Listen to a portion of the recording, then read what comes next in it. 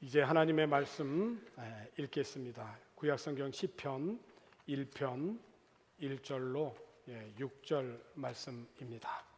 시편 1편 1절로 6절입니다. 우리 교독해서 한 절씩 읽고 6절은 같이 읽도록 하겠습니다. 복 있는 사람은 악인들의 꾀를 따르지 아니하며 죄인들의 길에 서지 아니하며 오만한 자들의 자리에 앉지 아니하고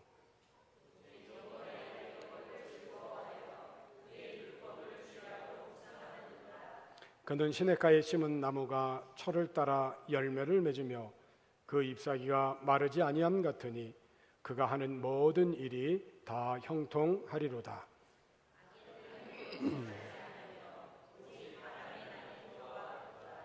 그러므로 악인들은 심판을 견디지 못하며 죄인들이 의인들의 모임에 들지 못하리로다. 무릇 의인들의 길은 여호와께서 인정하시나 악인들의 길은 망하리로다. 아멘. 복 있는 사람은 이렇게 얘기를 하니까 마치 복이 이제 사람에게 본래 이제 있는 것처럼 이렇게 생각하는 분들도 있습니다. 복이란 원래 사람에게 있는 것이구나. 그렇게 생각을 갖게 하는데 이거는 잘못된 생각이죠. 여기에 사용된 이 복 있는 이라고 하는 이 말은 아슈레라고 하는 이런 말인데, 아슈레는 가다, 곧다, 축복하다, 축복받을 자라 부르다 라고 하는 뜻에서 파생된 단어입니다. 그러니까 이 단어는 하나님이 사람의 긍정적인 행동을 보시고 또는 받을 자격이 없지만은 은혜로 복을 준다는 의미입니다. 그러니까 복이란 그 주도권이 하나님에게 있는 것이지 결코 사람에게 있지 않습니다. 그렇다면 복을 받을 사람들의 이 삶은 어떻게 해야 될까? 본문은 하나님의 복을 받은 그 사람들의 삶을 두 부류로, 의인과 악인으로 이렇게 나누어 설명하고 있는데, 소극적인 부분과 또 이렇게 적극적인 부분으로 나누어 설명합니다. 소극적인 부분에서 하지 말아야 될 것, 복 있는 사람들이 하지 말아야 될 것 세 가지를 말씀하고 있는데, 첫 번째는 악인들의 꾀를 쫓지 않는 자입니다. 오늘 본문 1절에 있는 말씀을 보게 되면 복 있는 사람은 첫 번째로 악인들의 꾀를 따르지 않는다라고 하였습니다. 이 악인들의 꾀, 이 악인이라고 하는 이 말은 이 규정되어 있는 이 법에 저촉되는 이 범법 행위를 한 자를 가리키고 있는데, 여기서는 하나님의 말씀에 어긋나는 죄를 짓는 자들을 가리킵니다. 그러니까 이들은 하나님의 말씀에 따라 살지 아니하고 자신들의 생각이나 의지나 욕심 등에 따라서 살 때 행복을 얻을 수 있다라고 생각하는 자들이죠. 이렇게 이제 인본주의적인 방법으로 복을 추구하는 이 삶의 태도를 시인은 악인의 꾀라고 그렇게 표현하였습니다. 그런데 복 있는 사람은 이 같은 인본주의적인 방법으로 살지 아니하고 오직 하나님의 말씀을 삶의 등불로 삼아 사는 하나님 중심의 삶, 신본주의적인 삶의 태도를 갖고 살아가는 사람들이죠. 복 있는 사람은 악인들의 꾀를 따라가지 않습니다. 그러니까 우리들의 삶에 보이지 않게 보이게 여러 가지 많은 삶의 다양한 모습으로 우리 악인들은 우리들의 악의 자리로 꾀임을 하고 있다는 것을 우리는 기억해야 됩니다. 두 번째, 복 있는 자들은 죄인의 길에 서지 않는 자입니다. 본문 1절에 있는 말씀을 다시 보면 복 있는 사람들은 악인들의 꾀를 따르지 아니하고, 두 번째는 뭐냐면 죄인들의 길에 서지 아니한다라고 그렇게 말씀합니다. 그러니까 죄인은 문자적으로 뭐냐면 죄는 목표물에서 벗어난다라고 하는 뜻을 갖고 있잖아요. 그러니까 이 죄인이라고 하는 것은 문자적으로는 목표물을 맞추지 못하는 자, 또는 지금 길을 잘못 들어서서 엇길로 지금 빠져 있는 자를 가리키고 있습니다. 그래서 앞에서 말한 이 악인의 삶의 태도가 그릇된 자를 가리킨다라고 한다면, 두 번째 이어지는 이 죄인은 삶의 목표나 방법이 그릇된 자를 가리키고 있는 거죠.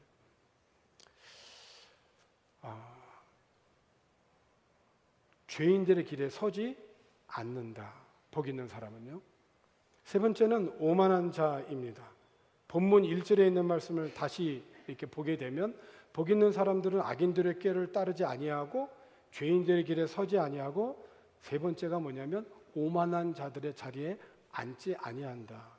여기 오만이라고 하는 것은 뭐냐면 조롱을 한다, 비웃는다라고 하는 말인데, 하나님 중심으로 살아가는 사람들을 비웃을 뿐만 아니라 심지어 하나님을 모독하고 회방하는 자를 오만한 자다라고 합니다. 그러므로 오만한 자의 그 앉는 자리는 죄의 정상이라고 할 수가 있겠죠. 그러나 복 있는 사람은 창조주 하나님과 피조물인 자신을 알고 그분 앞에 겸허한 마음으로 순종하는 자입니다. 그러니까 우리가 하지 말아야 될, 복 있는 사람들이 하지 말아야 될 것들의 이 악인들의 모습을 보면 죄라고 하는 것이 굉장히 점진적이고 점층적이라고 하는 것을 알 수가 있어요.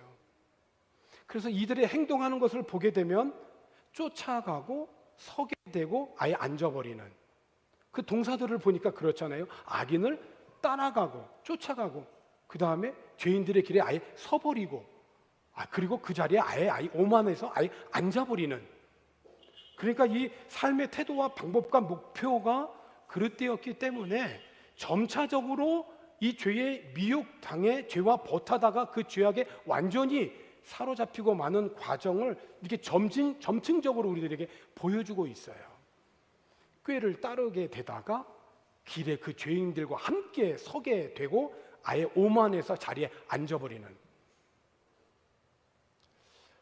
우리가 처음부터 죄악을 경계하고 미혹당하지 아니해야 할 이유가 바로 이러한 죄악의 확산 성질 때문이기도 하지요.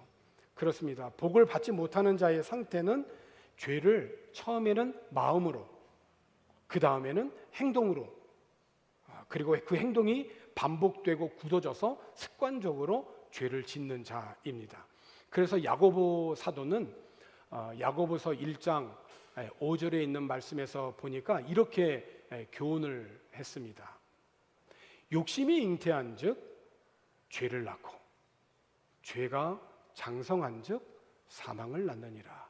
그러니까 우리가 정말 무슨 일을 하든지 그 삶의 그 동기, 그 목표가 욕심이어서는 안 되겠어요.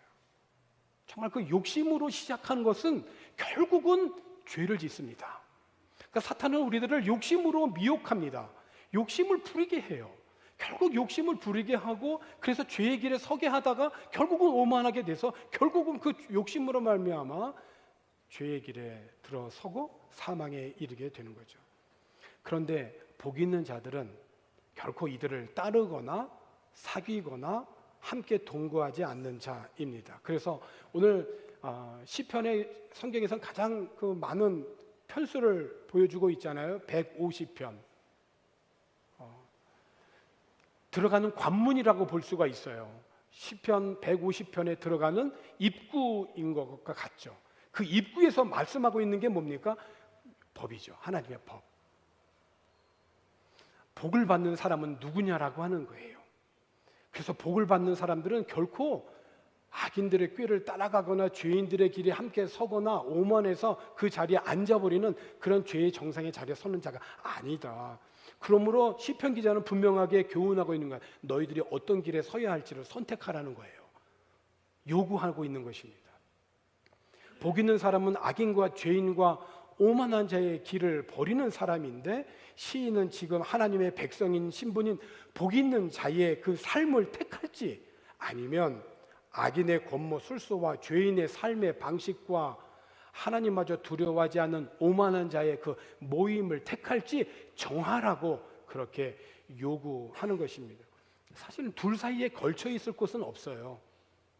죄의 속성상 당장 돌아서지 않으면 그 죄의 자리를 쫓아갈 가다가 나중에는 그 모든 것들을 합리화하게 되어집니다. 그리고 거기에 주저앉아 버리게 되죠. 결국 사망에 이르게 되는 것입니다.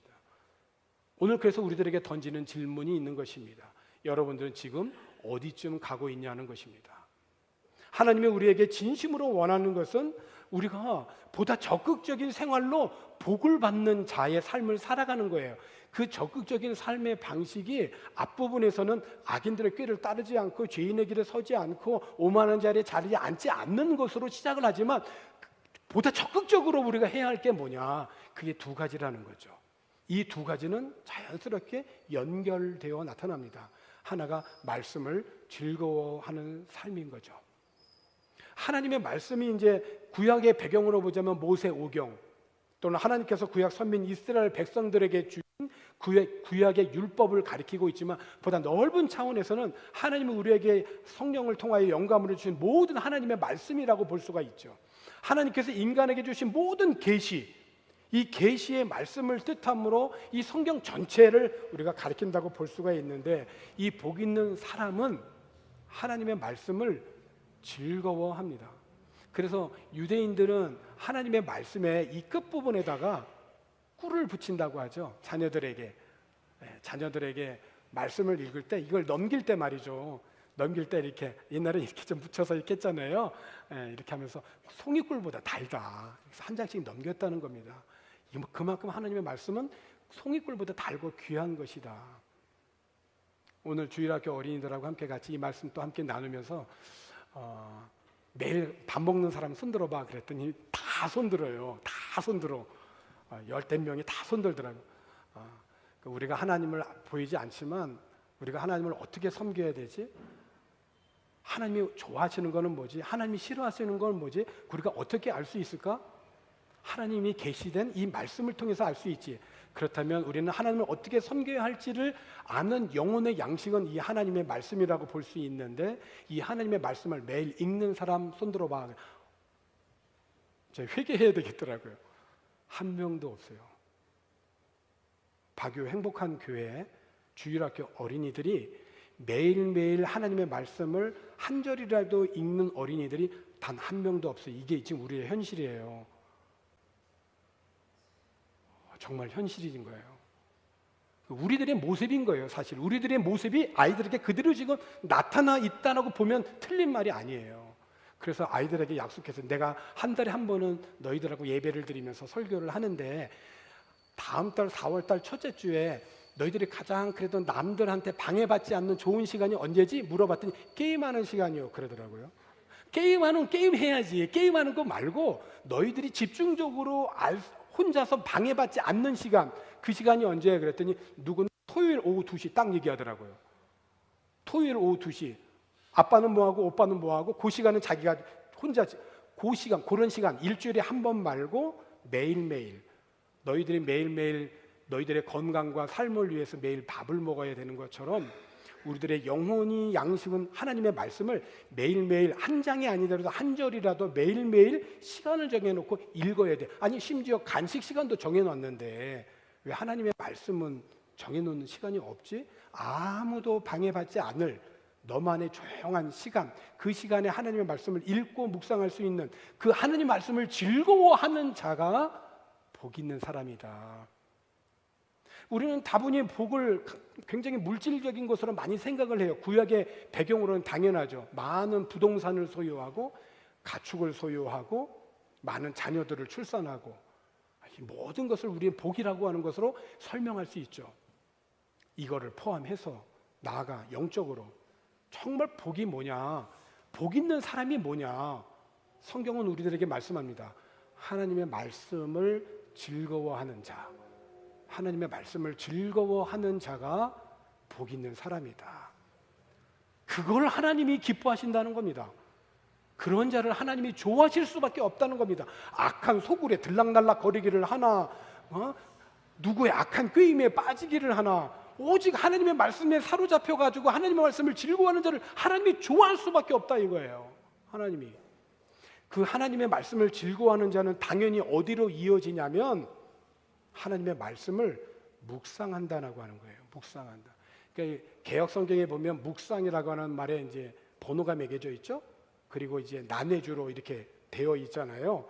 여러분들이 갖고 있는 성경에 그렇게 나와 있지 않습니까? 1번 묵상 그렇게 해놓고 가로 열고 1번. 난해주에 뭐라고 되어 있습니까? 히브리 말로 작은 소리로 읊조리다. 그러니까 중얼중얼 되는 겁니다.